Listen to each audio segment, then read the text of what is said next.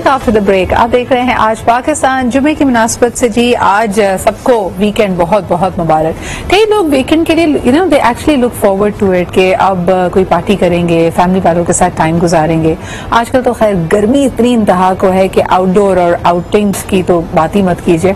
कहीं पे भी जाएं आप पसीने में शराबोर हो जाते हैं, बिकॉज पूरे मुल्क का, पूरे हर शहर का यही हाल है कि कहीं ना कहीं बिजली गई भी होती है।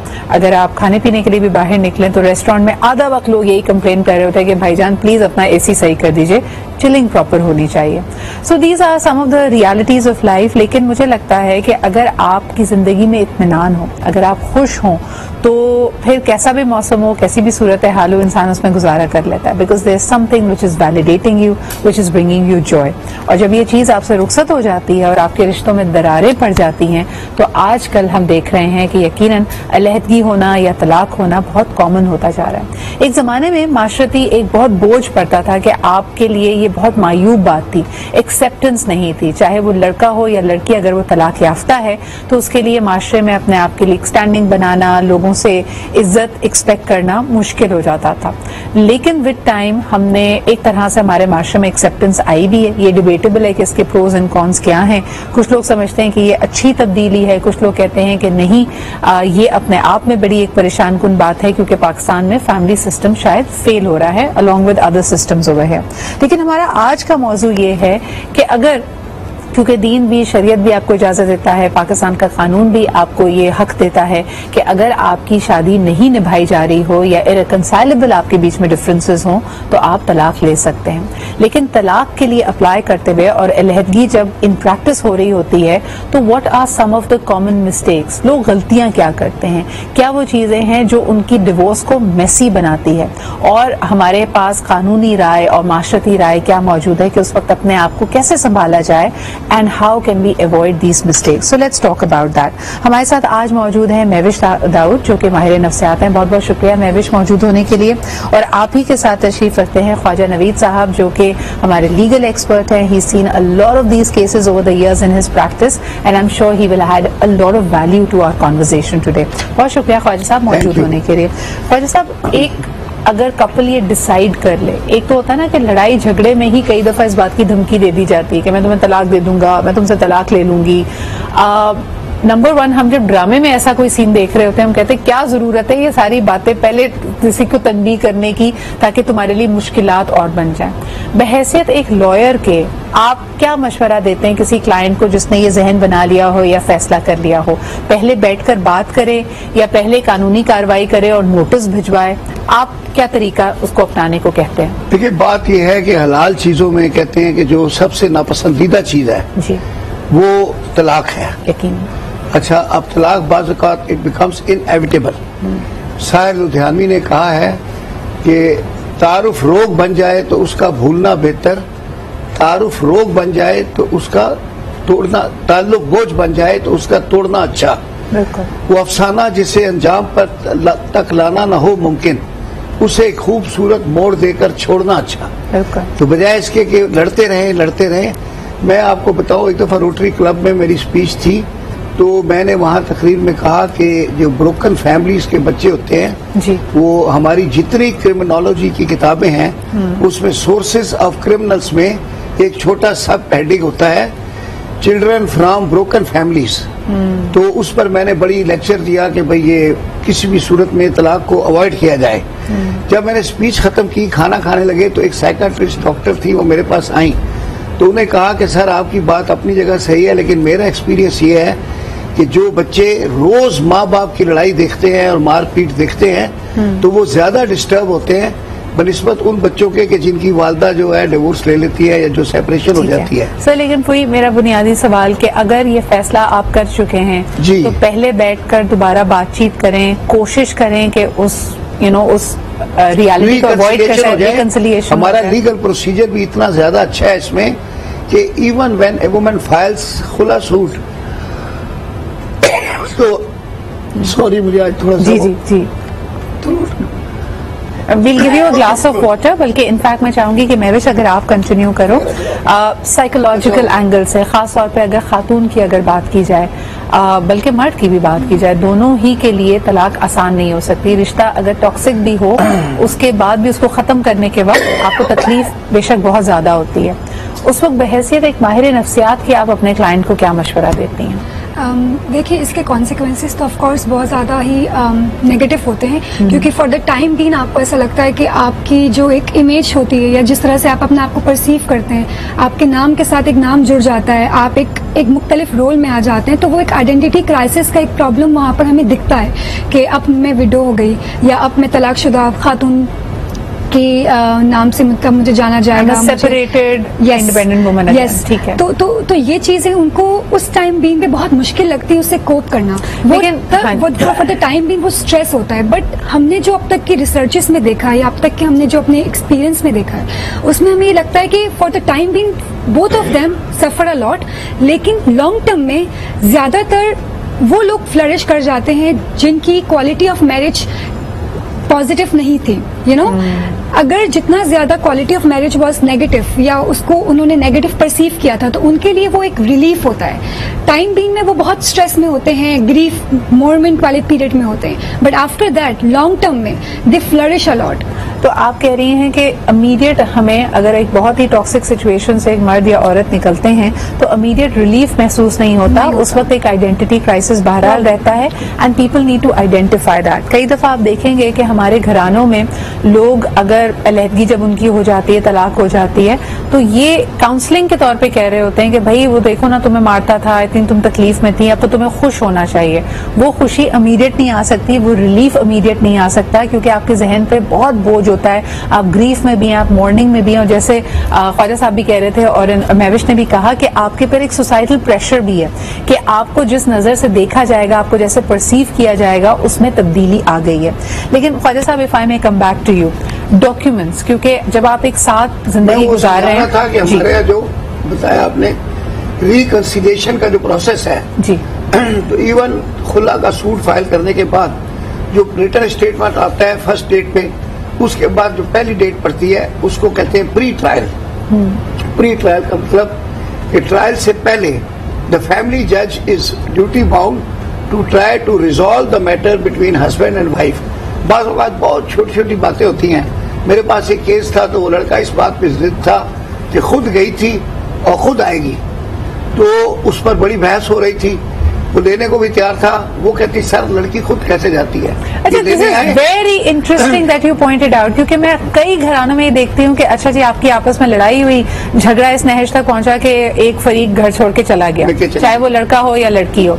उसके बाद एक्सपेक्टेशन खासतौर पे लड़की की और लड़की वालों की होती है कि ये आए और मना कर लेके जाए या कोई एक अंडरस्टैंडिंग हो, और लड़के वाले इस बात पे अड़ जाते हैं कि नहीं जी खुद आए। मैं भी इसका हल क्या है? इसका हल है कि आपको माइंडसेट चेंज होने की जरूरत है। मतलब कुछ जगहों पे आप देखते हैं कि इतना अनरियलिस्टिक एक्सपेक्टेशंस होती हैं जो कि मीट ही नहीं हो सकती, राइट।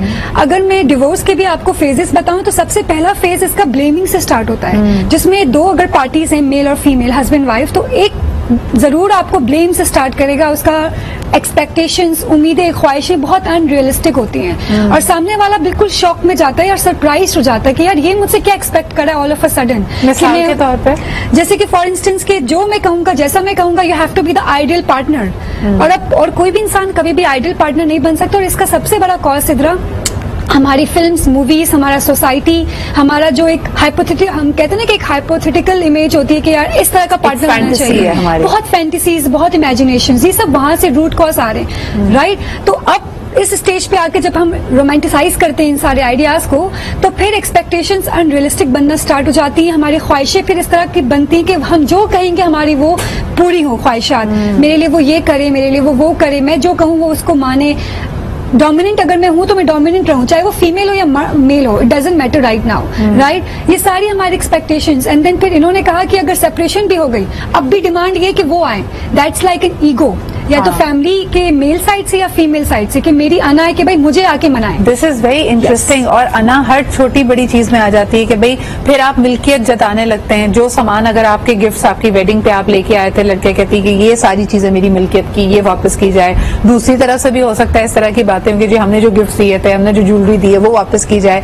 तो इस लेन देन के चक्कर में यकीनन आपका ताल्लुक इतना टॉक्सिक हो चुका है, इतना भारी हो चुका है, जिसका बोझ आप नहीं उठा पा रहे। एक कॉलर हमारे साथ है, उनकी बात सुनते हैं। हेलो जी, अस्सलाम वालेकुम। जी वालेकुम सलाम, सिद्धार्थ मलिक राशिद बोल रहा हूँ। जी राशिद साहब, क्या कहेंगे? मेहमान बड़ी इम्पोर्टेंट गुफ्तगू कर रहे हैं, ख्वाजा साहब को भी अस्सलाम वालेकुम। वालेकुम अस्सलाम।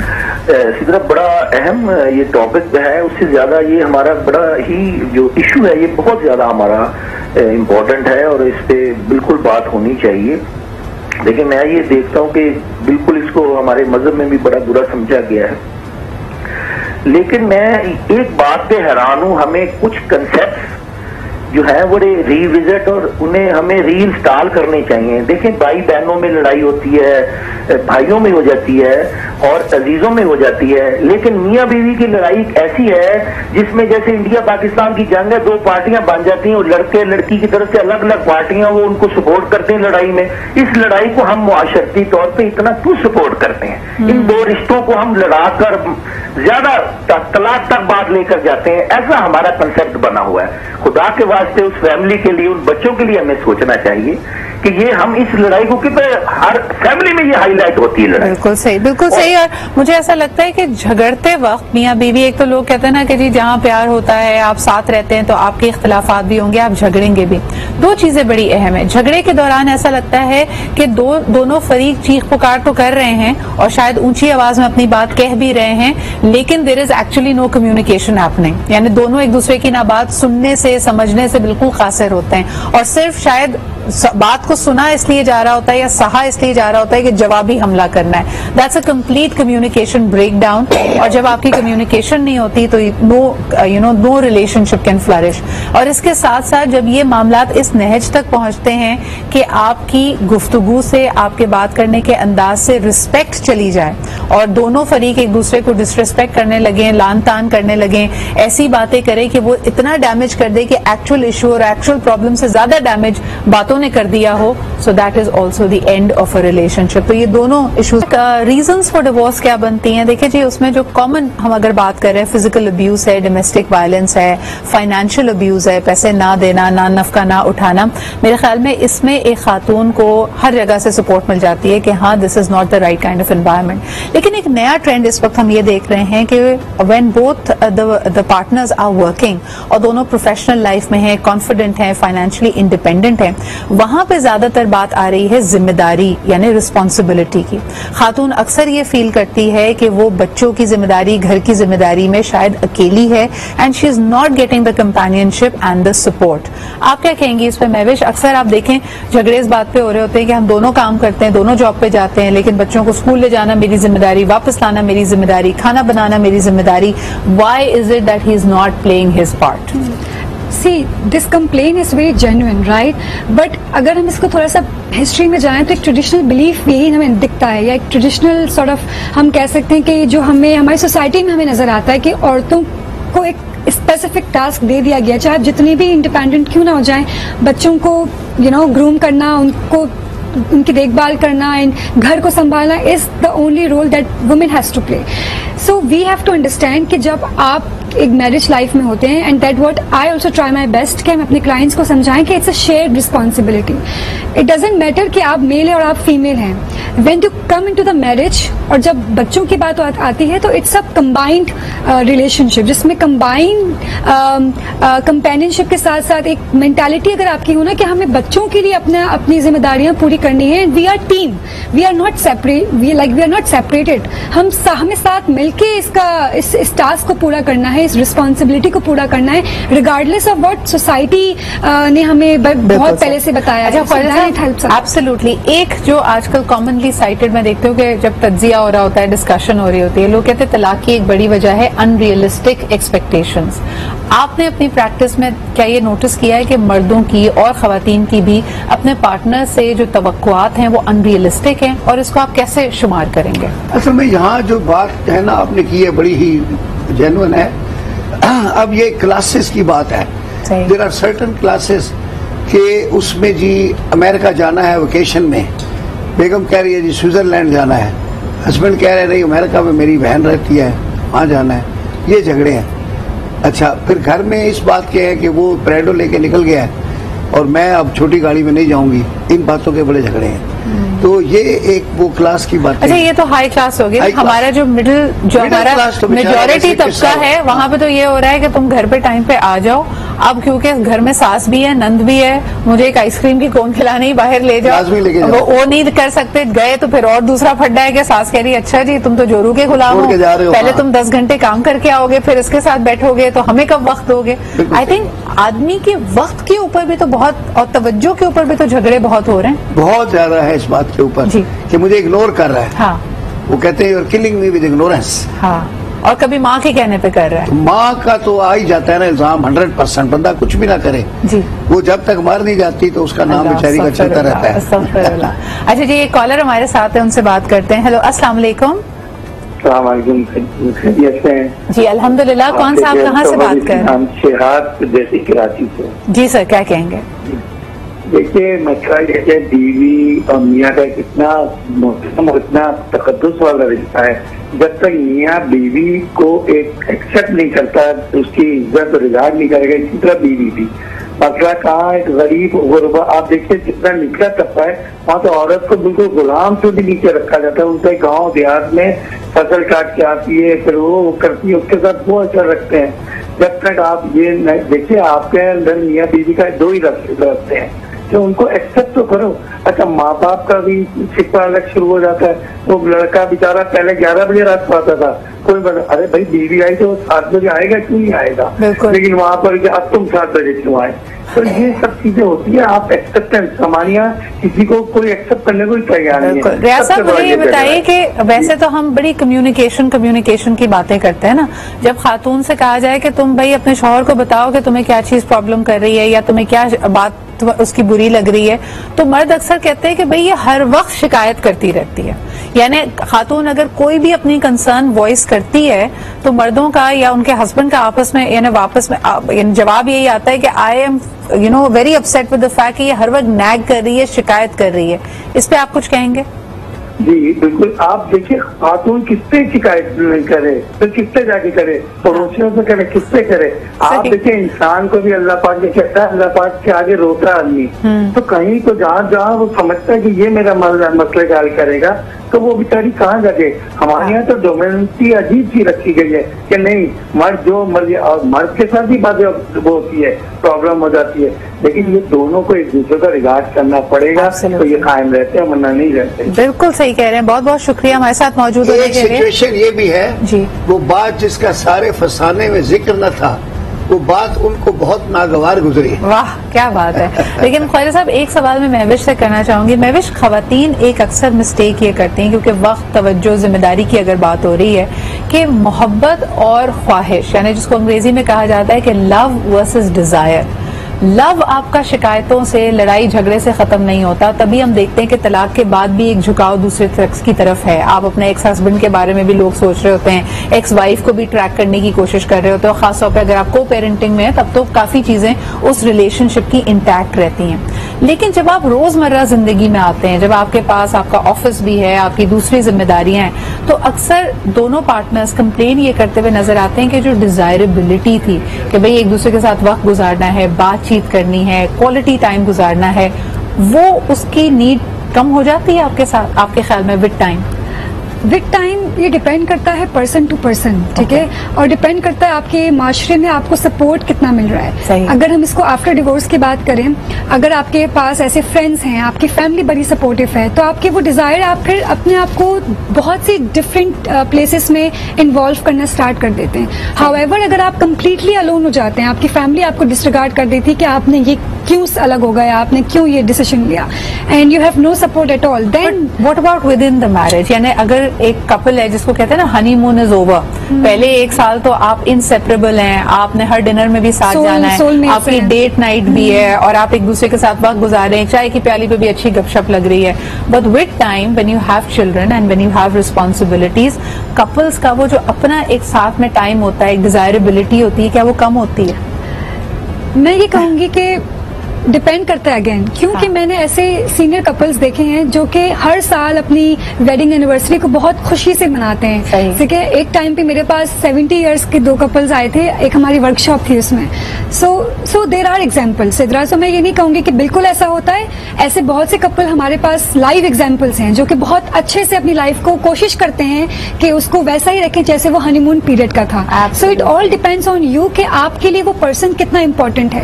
क्या वो सिर्फ एक फेरी टेल थी कि 2 साल के बाद बस अब छोड़ दो, या you really are invested in that relation? Absolutely. So it's about give and take, यानी आप when a person is invested in a relationship, ना सिर्फ वो प्यार का इजहार करना चाहता है बल्कि प्यार को रिसीव भी करना चाहता है। बहुत सारी खवातीन की ये बहुत कॉमन कंप्लेन है कि उनको लगता है कि जो माशरती रवैये हैं, सोसाइटल प्रेशर्स हैं कि जी शौहर के नाश्ते का ख्याल रखना है, कपड़ों का ख्याल रखना है, घर का ख्याल रखना है, तो वो समझती हैं कि they are pouring in a lot of love, लेकिन इन रिस्पॉन्स जब उनको सिर्फ एक रोजमर्रा की जिंदगी मिल रही है जिसमें ठीक है जी आपके खर्चे उठाए जा रहे हैं, आपको मारा पीटा नहीं जा रहा, but that emotional support is missing, that becomes a problem for people. एक कॉलर हमारे साथ हैं, आइए उनकी बात सुनते हैं। हेलो, अस्सलाम वालेकुम। वालेकुम सलाम Sidra Iqbal, good morning. Good morning, कैसे हैं आप? अल्हम्दुलिल्लाह, आपके दोनों मौजूद मेहमानों को सलाम और ख्वाजा साहब को स्पेशली सलाम हो। ख्वाजा साहब से मेरी दरखास्त है, एक प्रोग्राम करते थे ख्वाजा नवीद की अदालत, मैं चाहता हूँ दोबारा शुरू करें, उससे बहुत कुछ हम सीखते भी थे और बड़े अच्छे केसेस सामने आते थे। अच्छा सिद्रा, एक बात मैं कहूँगा, मेरी बहन की ना, बड़ी बहन की कल 50वीं एनिवर्सरी है शादी की। वाओ, मैं चाहता हूँ माशाल्लाह। आप और बड़ी उनकी कामयाब जिंदगी, वाली जिंदगी, तो मैं चाहता हूँ आप उनको ग्रीट कर दें तो जरा मुझे उनको खुशी हो जाए। नहीं, मेरी तरफ से आपको बहुत बहुत मुबारकबाद, माशाल्लाह जी। 50 इयर्स ऑफ बीइंग मैरिड, ये अपने आप में एक बड़ा कारनामा है, बल्कि हम चाहेंगे कि कभी आप हमारे प्रोग्राम में कॉल करें और हमें एक सक्सेसफुल, एक कामयाब शादीशुदा जिंदगी के कुछ गुर भी बताएं आपने, और आपका क्या नतीजा है कि क्या चीजें एक शादी को, एक अज़वाजी ताल्लुक को ज्यादा मजबूत करती हैं। So thank you so much for calling in. जी, मेरे ख्याल में सवाल इनका भी कोई नहीं था। एक छोटा सा ब्रेक लेते हैं, वापस आएंगे। ये भी बड़ी अजीब सी बात है ना ख्वाजा साहब के अक्सर लोग हमारे ही इर्द गिर्द हैं जिनकी बड़ी पायदार शादियां हैं, लोग 50वीं एनिवर्सरी कर रहे हैं, और दूसरी तरफ लोग कहते हैं कि 3 ईयर इच होता है, फिर 7 ईयर इच होता है, तीसरा साल सबसे मुश्किल है, 7वां साल सबसे मुश्किल है, और डिवोर्सेस बहुत हाई रेट पे। इस पे बात हम अजराहन मजाक वैसे कह रहे थे कि अगर आपकी शादी ना हुई हो ना, तो ऐसे किसी भी जोड़े जिसमें आजकल इख्तिलाफात चल रहे हैं उनसे दूर रहिए, क्योंकि आपका माइंडसेट भी बन जाएगा कि हाँ जी, अगर सूरत हाल इतनी बिगड़ी हुई है और लोगों के लिए साथ रहना और शादी निभाना इतना मुश्किल है, तो चले जी नहीं करते ये तजुर्बा। But I think marriage is also a beautiful form of an institution of companionship. लेकिन हाँ, हर ऐसी चीज, जैसे हमारे बाकी इदारों की बात की जाती है, the institution of marriage also requires hard work and being invested in it. And शायद वक्त के साथ साथ दोनों पार्टनर्स को एक दूसरे को ये स्पेस देनी चाहिए कि दोनों की needs and requirements and expectations evolve भी करेंगी। लेकिन कुछ प्रैक्टिकलिटी की तरफ आ जाते हैं। मुझे ये बताइए कि पोस्ट डिवोर्स जो डिप्रेशन है, आपने जैसे जिक्र किया, मैं विश उसको काउंसिल या नेविगेट करने के लिए क्या जरूरी है? क्या हम समझते हैं कि एक खातून फौरी तौर पे डिवोर्स के बाद अपने आप को बिजी करे, कोई काम करना शुरू करे, या उसको स्पेस दी जाए कि maybe she is going to go through a grieving period? आप क्या रेकमेंड करती हैं? देखिए, फैमिली और फ्रेंड्स के साथ साथ उस इंडिविजुअल को खुद को भी समझना जरूरी है कि अपने आप को कम्प्लीटली और इंटायरली बिजी रखना is not a healthy coping style at all, right? This means that you are trying to distract your mind, suppress your pain. You are forcing you to completely and entirely suppress this thing, which is not at all healthy. You have to grieve. अपने आप को थोड़ा space देके जो हुआ, जिसमें आपको लगता है कि जिस फेज से भी आप गुजरे, उसमें अपने आप को अंडरस्टैंड करें कि what was wrong, what was right, and grieve. Khwaja Sahab, मर्दों के लिए हमारी अजम्पशन है कि इनको फर्क ही नहीं पड़ता, शादी होती है तब भी फर्क नहीं पड़ता, दराक हो जाती है तब भी फर्क नहीं पड़ता। हमने मर्द की जो एक इमेज बनाई है वो एक पत्थर दिल इंसान की बनाई है। इंसान भी मैंने अजराहन वैसी ग्रेस के तौर पे लगा दी है, हम तो इंसान ही नहीं समझते आदमी को। तो मुझे बताएं, what does a man go through when they have just been divorced? लेकिन ये बात यह है कि असल चीज होती है ना, आप कितना इमोशनली किसी के साथ इन्वॉल्व है। और शादी भी जो ऐसे आपने बताया कि इंस्टीट्यूशन है, तो इंस्टीट्यूशन में अल्लाह ताला दोनों मियाँ बीवी में लव मैरिज होती है वो तो होती है, वरना अरेंज मैरिज में भी लव डेवलप इतना ज्यादा हो जाता है और एक दूसरे के लिए केयर करने का वो जज्बा आ जाता है। तो उस वक्त जब सेपरेशन खुदा न खास्ता ऐसे हालात में हो जाती है तो आदमी भी बड़ा डिप्राइव्ड फील करता है, अपने को तनहा कटी पतंग की तरह समझता है। कोई मतलब उसका भी ऐसा स्टेटस नहीं होता। बल्कि मैं कहता हूँ कि डाइवोर्सी विमेन को तो लोग माशरे में as a single mother accept करते हैं और वेस्टर्न दुनिया में तो फिर भी इज्जत की निगाह से देखते हैं कि भाई अपने बच्चों को लेके बैठी है। लेकिन ये जो डाइवोर्स्ड आदमी होता है वो तो बिल्कुल ही कटी पतंग होता है। सही, कोई उसकी औकात नहीं होती, कोई उसका स्टेटस नहीं होता। जहाँ कपल्स इनवाइट होते हैं तो वो इनवाइट ही नहीं होता, बोले ऐसी तो बीवी नहीं है। एंड बाय डिफॉल्ट मुझे लगता है कि अब हमारे माशरे में शायद एक पॉइंट आगे, पहले कहते थे ना कि कुछ भी हो सारा ब्लेम खातून पे डाला जाता है, अब मेरे ख्याल में सारा ब्लेम आदमी पे डाला जाता है कि जरूर इसने कुछ किया होगा तभी बीवी छोड़ के गई, तभी चली गई। एब्सोल्युटली। एक कॉलर ऐसे हैं जिनकी दो तलाक लेके चली गई हैं। हाँ, तब तो फिर और ही मुश्किल है उनके साथ। एक और कॉलर हमारे साथ हैं, आइए उनसे बात करते हैं। हेलो, अस्सलाम वालेकुम। अस्सलाम वालेकुम जी। जी, कौन सा, आप कहाँ से बात कर रहे हैं? जी, मैं खालिद बात कर रहा हूँ हरिपुर से। जी खालिद साहब, क्या कहेंगे? मैं काफी अर्से से आपके प्रोग्राम्स डिफरेंट किस्म के देखता रहता हूँ। आज का जो मौजू है, मेरा ख्याल है कि आप भी और आपकी मेजबान भी जो है, मेहमान भी जो है, वो अपने टॉपिक से जरा सा हटके हैं। तो टॉपिक जो है वो ये है कि खुला या तलाक के बाद के जो हालात हैं वो कैसे हैं। मैं अपनी जो मेरी नाक़िस शक्ल है उसके मुताबिक आपको बताऊं कि हमारे माशरे में कुछ 3 किस्म के लोग हैं। एक तो जेंट्री पीपल्स हैं। जेंट्री पीपल्स को तलाक या खुला के बाद कोई भी फर्क नहीं पड़ता। जिसका हाथ में 1 करोड़ या 10 करोड़ का लिखा हो उसको क्या फर्क पड़ सकता है। इसी तरीके से मिडिल क्लास लोग हैं। आप बात किया करें ज्यादा उन लोगों के बारे में और आसान लफ्जों में बात किया करें कि जो लोग बहुत ज्यादा गुर्बत की सतह से भी नीचे, उनमें एवरेज जो है तलाक की तादाद जो है वो बहुत ज्यादा होती जा रही है। और जो जेंट्री पीपल्स हैं उनमें खुला की तादाद बहुत ज्यादा। वकील साहब आपके पास बैठे हैं, आई एम श्योर कि वो इस बात की हो सकता है तारीफ करें कि जो जेंट्री पीपल्स हैं उनमें खुला की तादाद ज्यादा हो रही है। और जो गुर्बत की सतह से नीचे लोग हैं उनमें तलाक की तादाद जो है वो बहुत ज्यादा हो रही है। सही, और जो गुर्बत की सतह से नीचे लोग हैं उनमें से मैक्सिमम 80% खवातीन जो है ना तो अदालत में जा सकती हैं, ना अपने हुकूक ले सकती हैं। उनके लिए जो मुश्किलात पैदा होती हैं वो आप हाईलाइट करें, वो ये ब्रीफ करें कि उनको अपना इन सब मामलात को कैसे हैंडल करना चाहिए। सर, आपने वैसे, आपकी मैं तमाम बातों से एग्री करती हूँ, सिवाय इसके कि जब आप जेंट्री पीपल या एलीट क्लास की बात करते हैं तो मेरे ख्याल में देखिए रिश्तों को और जज्बात को खास तौर पे सिर्फ पैसे में नहीं तोला जा सकता।